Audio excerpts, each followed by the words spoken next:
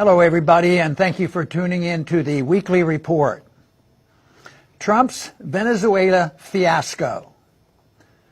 Last week, President Trump announced that the United States would no longer recognize Nicolas Maduro as president of Venezuela and would recognize the head of its National Assembly, Jose Guaido, as president instead.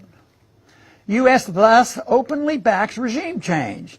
But what has long been a dream of the neocons may well turn out to be a nightmare for President Trump.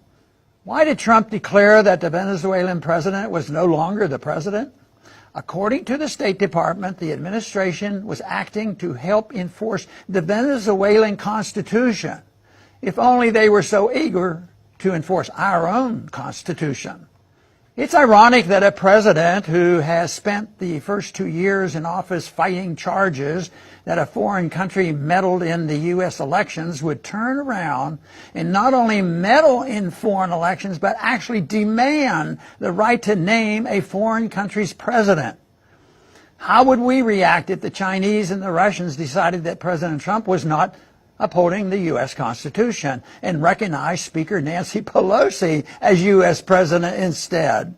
Even those who would like to see a sea change in government, Venezuela should reject any notion that the change must be helped by the United States.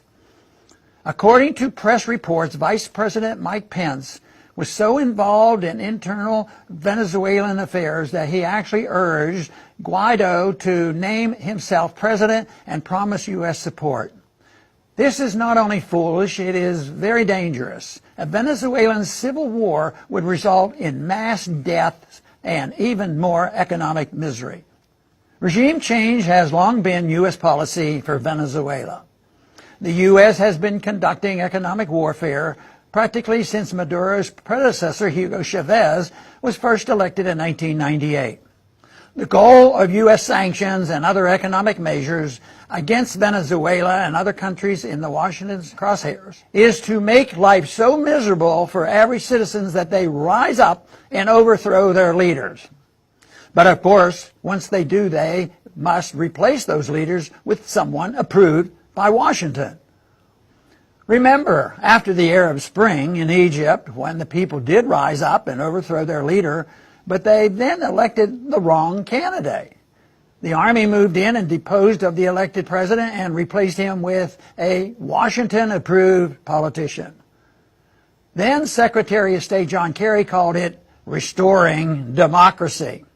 It is tragically comical that President Trump has named convicted criminal Elliot Abrams as his point person to restore democracy in Venezuela. Abrams played a key role in the Iran-Contra affair and went on to be one of the chief architects of the disastrous U.S. invasion of Iraq in 2003. His role in helping promote the horrible violence in Latin America in the 1980s should disqualify him from ever holding public office again. Instead of this ham-fisted coup d'etat, a better policy for Venezuela these past 20 years would have been engagement and trade. If we truly believe in the superiority of a free market system, we must also believe that we can only lead by example, not by forcing our system on others.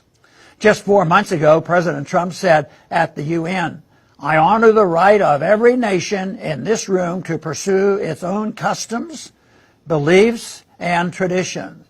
The United States will not tell you how to live or work or worship. We only ask that you honor our sovereignty in return."